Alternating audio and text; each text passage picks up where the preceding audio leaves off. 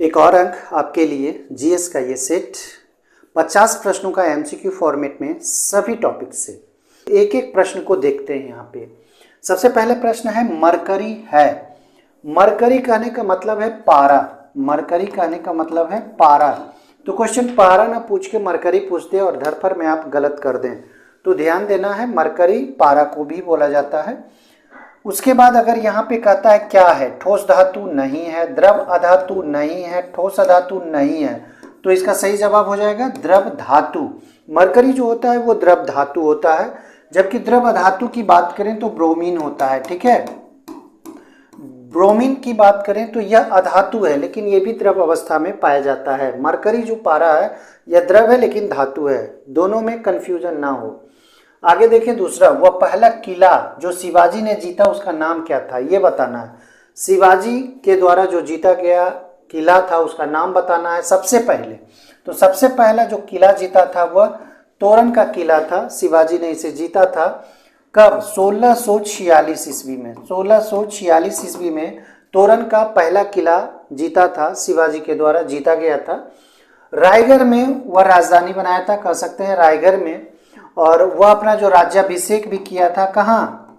राज्याभिषेक राजगीर में ही किया था, राजगीर में ही राज्याभिषेक किया था। उसके बाद आगे देखेंगे तीसरा नंबर सवाल, विजयनगर साम्राज्य के पुरावशेष कहाँ पर पाए जाते हैं? विजयनगर। विजयनगर की स्थापना की अगर बात करें, विजयनगर स्थापना की बात करें तो यह 1336 ईस्वी में हुआ था। विजयनगर साम्राज्य की स्थापना कब हुआ था? 1336 ईस्वी में। किस वंश का यहाँ स्थापना किया गया था? किस वंश की स्थापना की गई थी? तो वो वंश था संगम वंश। ये भी याद रखें, संगम वंश। एक एक चीजें आपके लिए बेहद इंपॉर्टेंट है। और संगम वंश के जो संस्थापक थे, दो भाई थे, एक हरिहर था, हरिहर, और एक कौन था? बुक्का नाम का भाई। दोनों भाई था हरिहर और बुक्का, जो कि संगम वंश की स्थापना किया था 1336 ईस्वी में। कहाँ? विजयनगर में। और साम्राज्य की स्थापना करके वहां पे शासन किया था। तो विजयनगर की राजधानी जो थी उस समय हम्पी था। क्या था? हम्पी। इसका सही जवाब हो जाएगा हम्पी। और पुरावशेष कहाँ से मिला है? हम्पी से मिला है। तो एक एक प्रश्न आपके लिए इंपॉर्टेंट है। बाकी ये जो सारे चीजें बताए जा रहे हैं तथ्यों को, इसे भी आप नोट कर लें।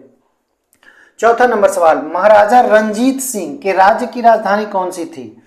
तो महाराजा रंजीत सिंह जो थे उनका जो राजधानी था, राज्य की राजधानी, ये लाहौर था। याद रखना है, लाहौर राजधानी था। तंत्रिका तंत्र की रचनात्मक और क्रियात्मक इकाई क्या है? तंत्रिका तंत्र, जो कि शरीर की सबसे बड़ी तंत्रिका तंत्र है। तंत्रिका तंत्र शरीर की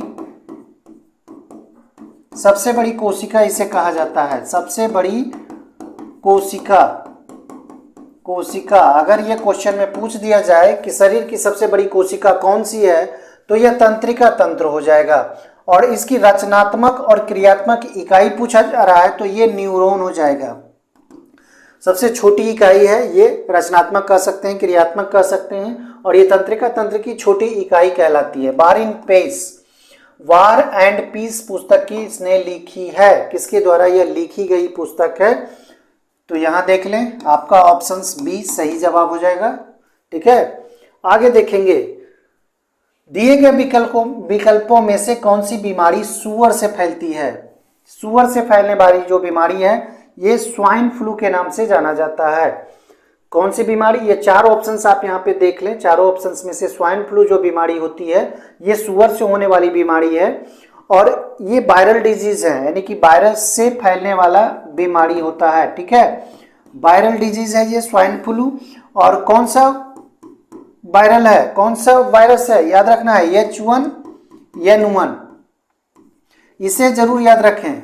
कौन सा वायरस? वायरस का नाम है H1N1, जिससे स्वाइन फ्लू फैलता है।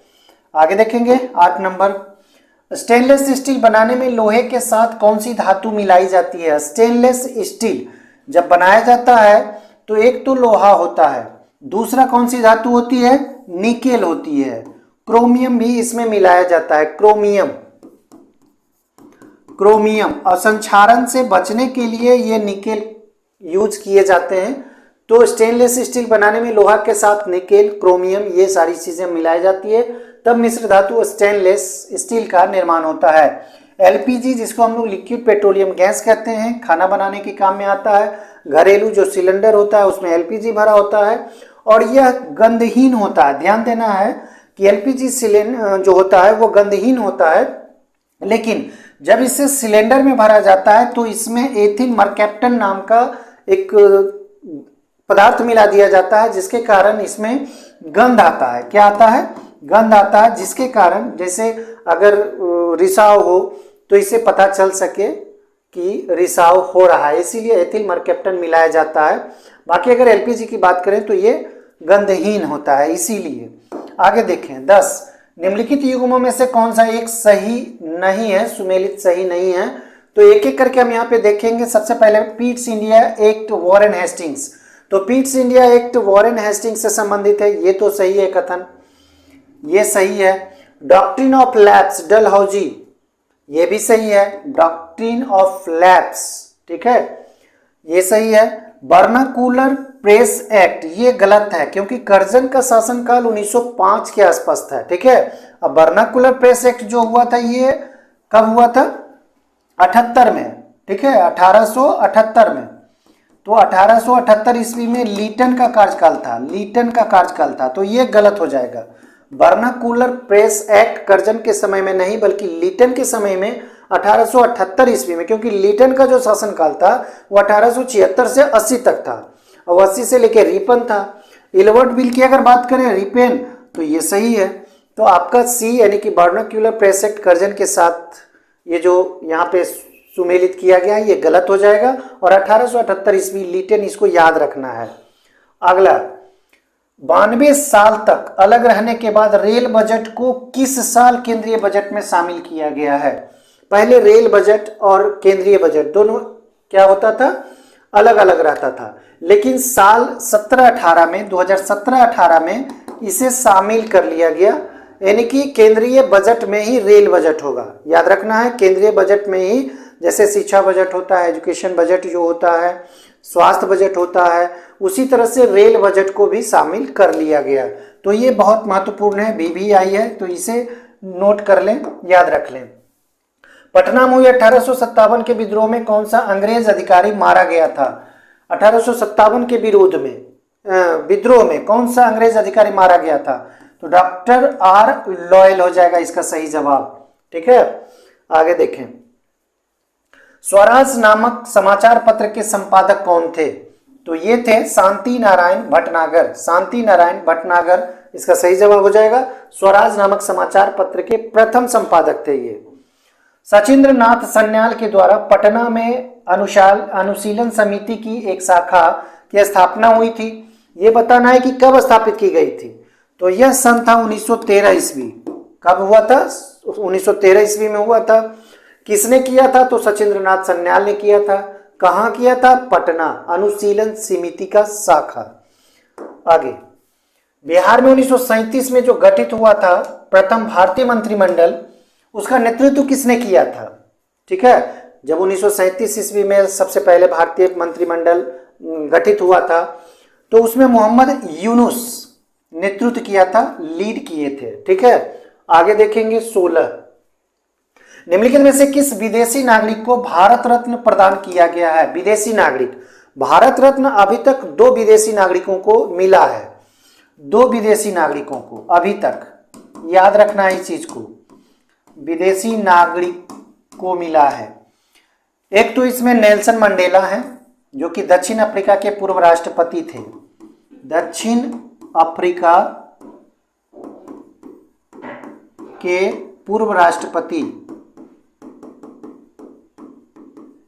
नेल्सन मंडेला को दिया गया था। कब दिया गया था? 1990 ईस्वी में भारत रत्न दिया गया था, जो कि विदेशी हैं। एक और अब्दुल गफ्फार खान को दिया गया था, अब्दुल गफ्फार खान, दूसरा नंबर है अब्दुल गफ्फार खान, ठीक है, गफ्फार खान को दिया गया था और सबसे पहले दिया गया था 1987 ईस्वी में। तो 2 विदेशी नागरिक हैं। एक दक्षिण अफ्रीका के पूर्व राष्ट्रपति नेल्सन मंडेला 1990 में उन्हें दिया गया था, और सबसे पहले अब्दुल गफ्फार खान को 1987 ईस्वी में दिया गया था। तो इसको याद रखना है, विदेशी नागरिक जिसने भारत रत्न दिया गया, एक नेल्सन मंडेला, एक अब्दुल गफ्फार खान। निम्न में कौन संयुक्त राष्ट्र की सुरक्षा परिषद का स्थायी सदस्य नहीं है?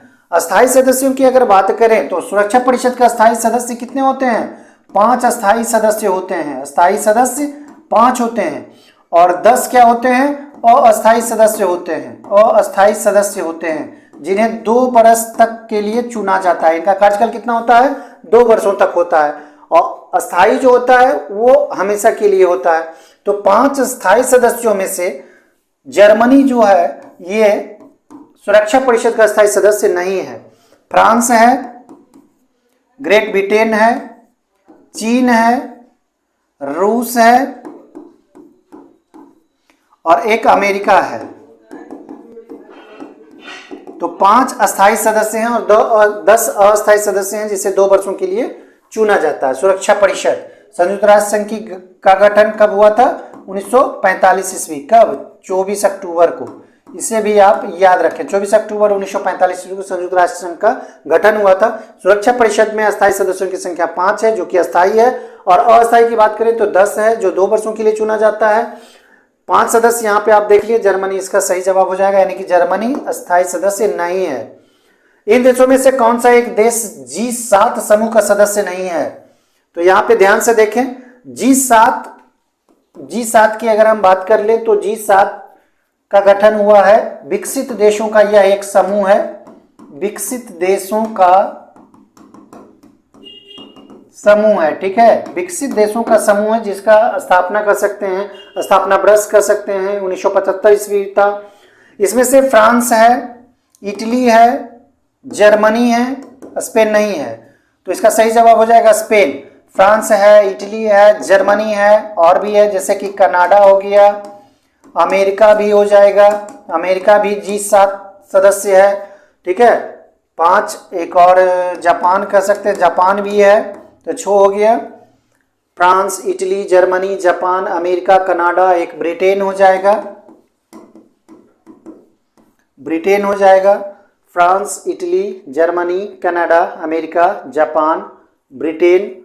इस तरह से जिस सदस्य का जो 7 समूह सदस्य है उनमें से स्पेन नहीं है। याद रखना इस चीज को, 2 2 4 4 3 7 सदस्य हैं, स्पेन सदस्य इसका नहीं है।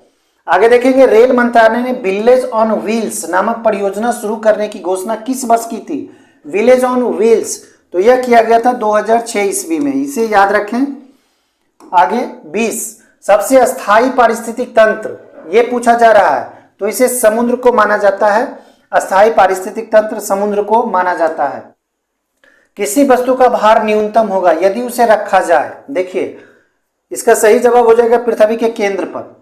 वस्तु का भार न्यूनतम कब होगा? जब उसको रखा जाएगा पृथ्वी के केंद्र पर, क्योंकि पृथ्वी के ध्रुव पर जो होता है वहां क्या होता है? भार अधिक होता है। अगर वस्तु को पृथ्वी के ध्रुव पर रखा जाए तो वहां भार क्या होगा? अधिक होगा, लेकिन केंद्र पर कम होगा, न्यूनतम होगा। पानी का पीएच इसकी अम्लता को दर्शाता है। शुद्ध पानी का सामान्य पीएच क्या है? शुद्ध पानी का पीएच मान जो होता है वो 7 होता है, इसीलिए ये उदासीन है, ना तो ये अम्ल है ना तो ये क्षार की तरह कार्य करता है। ठीक है, व्यवहार करता है। आगे देखें, रज्मनामा फारसी में अनुवाद था। रज्मनामा जो है यह महाभारत का फारसी अनुवाद था। रज्मनामा बदायूनी के द्वारा रचित है। रज्मनामा ये फारसी अनुवाद किया गया महाभारत का बदायूनी के द्वारा। किसके कहने पर? अकबर के कहने पर। किसके कहने पर? अकबर के कहने पर बदायूनी ने महाभारत का फारसी में अनुवाद किया था, जिसे रज्मनामा का नाम दिया गया था। देखिए, अंग्रेजों को सुनहरा फरमान कब प्रदान किया गया था? सुनहरा फरमान, ठीक है, तो ये 1632 ईस्वी में किया गया था। 1632 ईस्वी में सुनहरा फरमान दिया गया था। गोलकुंडा के शासक के द्वारा। ठीक है, गोलकुंडा के शासक के द्वारा दिया गया था 1632 ईस्वी में सुनहरा फरमान, ये याद रखना है। आगे, ट्राई ब्रेकर शब्द किस खेल से संबंधित है? शब्दों और खेल से संबंधित, जरूर याद रखें। ट्राई ब्रेकर की बात करें तो फुटबॉल भी इसका सही जवाब हो जाएगा और हॉकी हो जाएगा। इसका आंसर बी और सी दोनों होगा। आगे देखें 27 कामायनी पुस्तक के रचयिता, पुस्तक और लेखक, बार बार हम कह रहे हैं ये इंपॉर्टेंट है, जयशंकर प्रसाद कामायनी के रचयिता हैं, लेखक हैं। आगे 28 किरचॉफ का प्रथम नियम आधारित है। किरचॉफ का जो प्रथम नियम है वो आवेश के संरक्षण नियम को फलीभूत करता है, इसी पे आधारित है। प्रथम नियम की हम बात कर रहे हैं। एक उत्तल लेंस की फोकस लंबाई होती है, धनात्मक होती है, ऋणात्मक होती है, शून्य होती है, अपरिमित होती है। तो उत्तल लेंस की अगर बात करें तो यह धनात्मक हो जाएगा, और अवतल लेंस की अगर बात करें तो यह क्या हो जाएगा, ऋणात्मक हो जाएगा। अवतल लेंस में ऋणात्मक और उत्तल लेंस में धनात्मक, इसे याद रखें। आगे कौन सी रक्त वाहिकाएं शुद्ध रक्त फेफड़ों से हृदय में ले जाती है, तो वो फुफ्फुसीय शिरा हो जाएगा।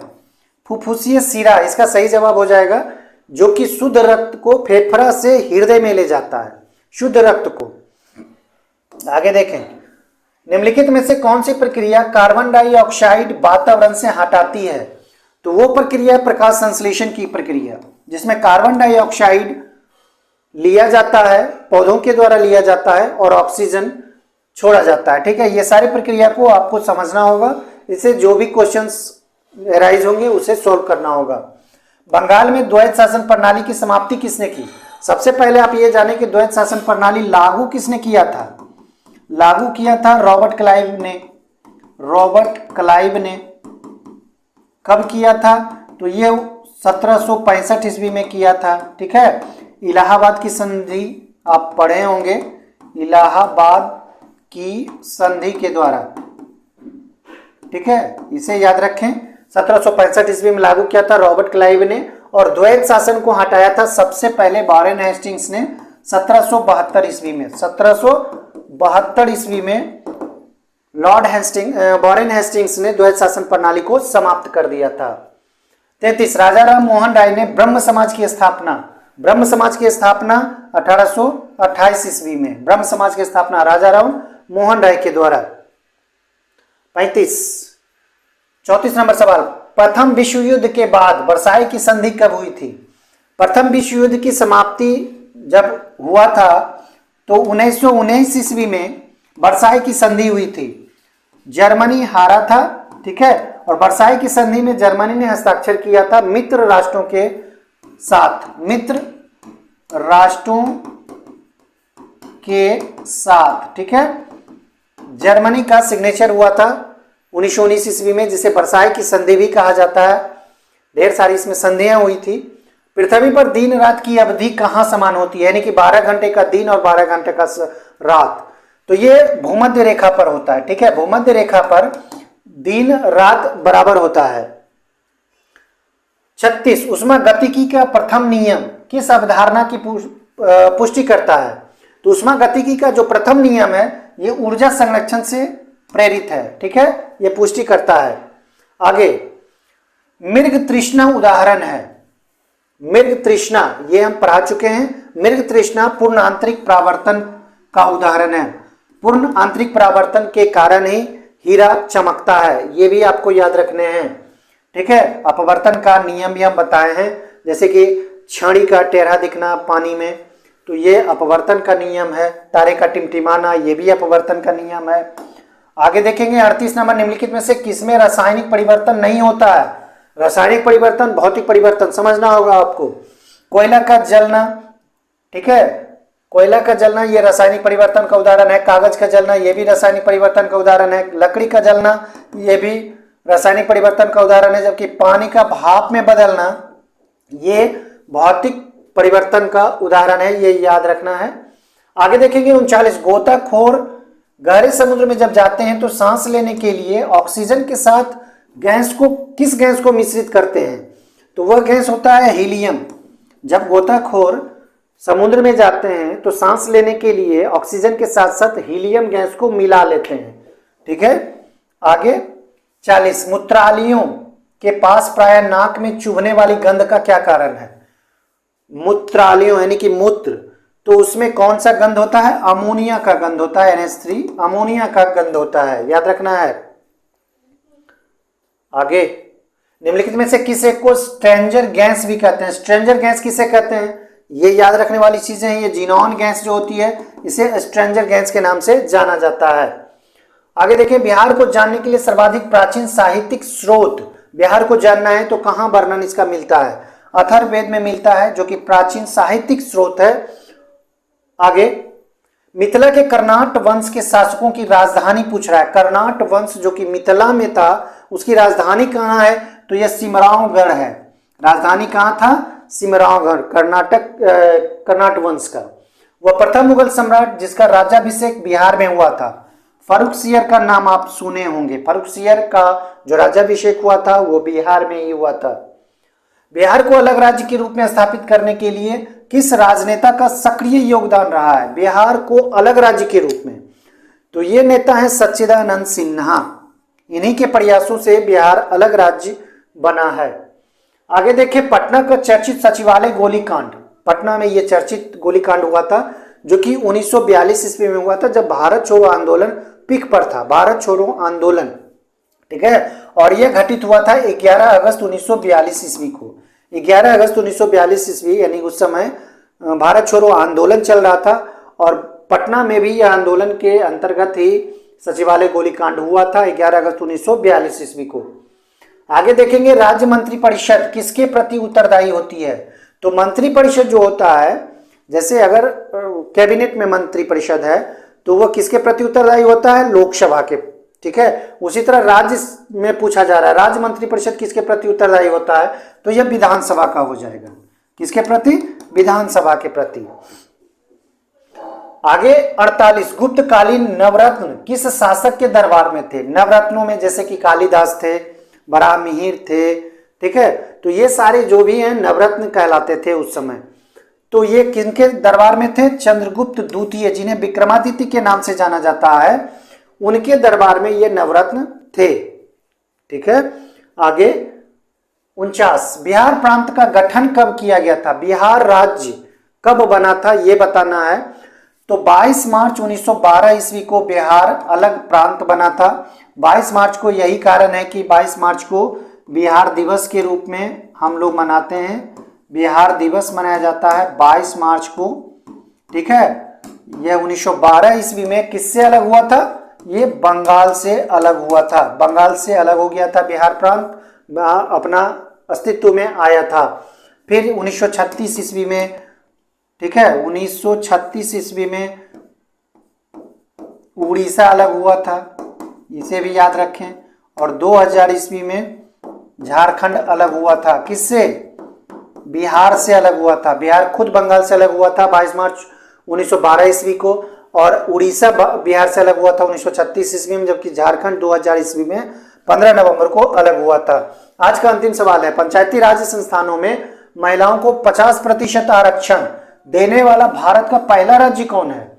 तो देने वाला 50% जो आरक्षण है, यह देने वाला सबसे पहला भारत का राज्य जो है वह कौन है? बिहार है, जो कि 2006 ईस्वी के जो बिहार का पंचायत अधिनियम आया था 2006 ईस्वी में, और इसी के द्वारा महिलाओं को 50% आरक्षण दिया गया था।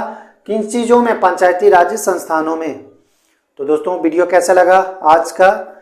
लाइक और कमेंट करके हमें बताएं, ज़्यादा से ज़्यादा शेयर करें, और अभी तक आपने सब्सक्राइब नहीं किया है तो चैनल को सब्सक्राइब भी कर लें, नोटिफिकेशन को ऑन कर लें, ताकि वीडियो का जो भी नोटिफिकेशन हो आपको पहुंचे और आप देख सकें वीडियो का, और इस तरह से पढ़ सकें। धन्यवाद। जय हिंद।